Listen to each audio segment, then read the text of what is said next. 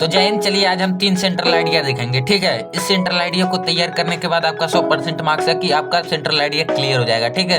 और central idea का marks आपका नहीं छूटेगा, ठीक है। क्लास 10th का है और इंग्लिश का है, बोर्ड एग्जाम 2024 के लिए बहुत ही इंपॉर्टेंट है, ठीक है, जो कि 4 फरवरी का है, ठीक है। डस्ट ऑफ स्नो का पहला है और फुल मार्क्स मिलेगा इस तरह लिखेंगे तो, ठीक है।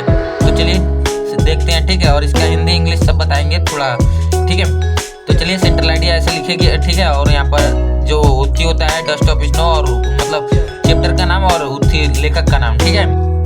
ये दोनों मतलब काला से लिख दीजिएगा, ठीक है। इसलिए हम मतलब नीला से हमारे पास तो पेन है, मान लीजिए हम बोर्ड एग्जाम थोड़ी थे, ठीक है। तो चलिए तो यहाँ पर सबसे पहले है तो डस्ट ऑफ स्नो का है ना, तो इसका है कौन है, रॉबर्ट फ्रॉस्ट है, ठीक है। तो ऐसे लिखेंगे, ठीक है। The poem dust of snow is composed by Robert Frost, ठीक है।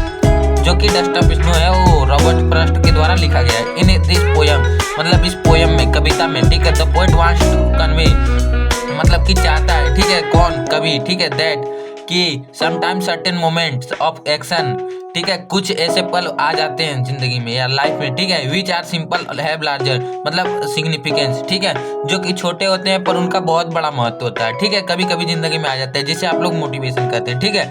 तो वही जो कि which are simple have larger significance, significance का मतलब होता है महत्वपूर्ण, ठीक है, जो कि छोटे होते हैं पर उनका बहुत महत्व होता है।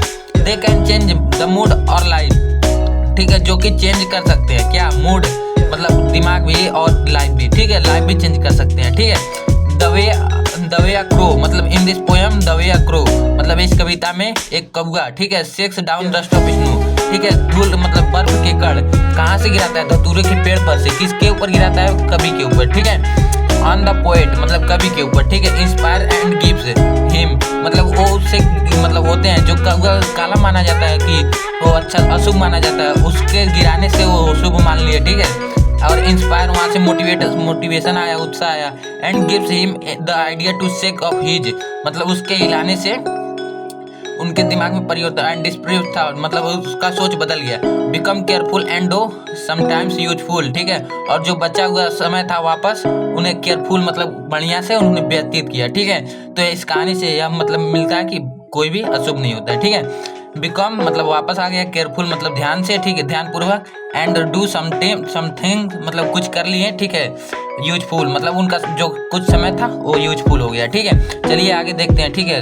आगे है फायर एंड आइस का, जो कि वेरी इंपॉर्टेंट है, ठीक है। इसको कैसे लिखेंगे आपको चलिए बताते हैं, ठीक है। सेंट्रल आइडिया देखिए, सेंट्रल आइडिया यहाँ पर ऐसे फायर एंड आइस का है, ठीक है। अरे यहाँ पर सेंट्रल आइडिया लिख के the poem fire and ice मतलब इस पोएम का क्या नाम है, देखिए।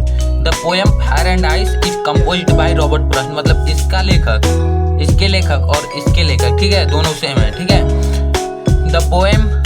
The poet equates fire with desire मतलब फायर के साथ मतलब इच्छाओं को जोड़ रहा है, ठीक है। फायर के साथ, आग के साथ, जैसे आग बढ़ती जाती है वैसे इच्छा भी बढ़ती जाती है, ठीक है। एंड आइस विथ हेट्रेड और बर्फ से घिरा मतलब घिरा, हेड मतलब घिरा होता है, ठीक है। Both of these are growing, ठीक है, बोथ ऑफ दीज मतलब दोनों की ग्रोइंग मतलब इच्छा और आग, ठीक है, एक बहुत तीव्र गति से बढ़ते हैं, ठीक है।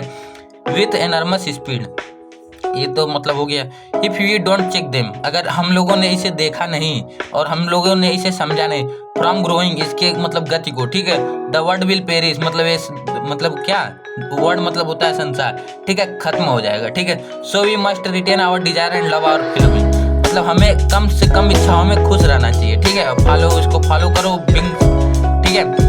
डिजायर यहाँ पर डिजायर मतलब इच्छा होता है, ठीक है, और मतलब हमारा इच्छाओं को कम से कम में रखो और उन्हीं में खुश रहो, ठीक है। तो चलिए इसके आगे देखते हैं अमांडा का, ठीक है। तो चलिए तो यहाँ अमांडा का रोबिन क्लीन इनके लेखक हैं, ठीक है। सेंट्रल आइडिया इसमें एक बच्ची का है जो कि अनाथ होना चाहती है, ठीक है, और सब कोई अनाथ है तो आप लोग समझ रहे होंगे, ठीक है।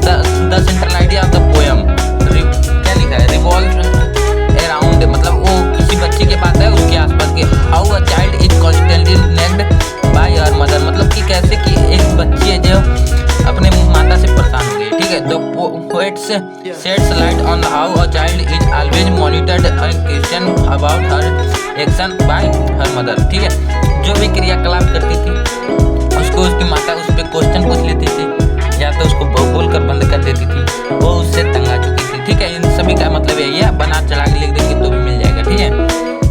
बस आपको क्वेश्चन मतलब उत्ती पता रहना चाहिए, कहानी का अर्थ पूरा देयरफॉर इसलिए Amanda dreams to get always from her troubles, मतलब वो एक सपने में खो गई कि खास मैं अनाथ रहती, मुझे कोई बोलने वाला नहीं था। ठीक है, यही सब है। ठीक है, अगर आप तीनों याद कर लेंगे ना तो हो जाएगा आपका 3-4 नंबर का आता है शायद कि 3 नंबर का। ठीक है, तो आपका कंफर्म हो जाएगा। ठीक है, तो फुल मार्क्स मिलेगा इस तरह लिख देंगे तो। ठीक है, तो ठीक है, मिलते हैं नेक्स्ट टॉपिक के साथ नेक्स्ट वीडियो में। तब तक के लिए जय हिंद जय भारत। और नेक्स्ट वीडियो किस पर आई चाहिए ये भी बता दीजिएगा। ठीक है, और ये वीडियो कैसा लगा ये भी बता दीजिएगा। ठीक है, और क्या सुधार करना है ये भी बता दीजिएगा।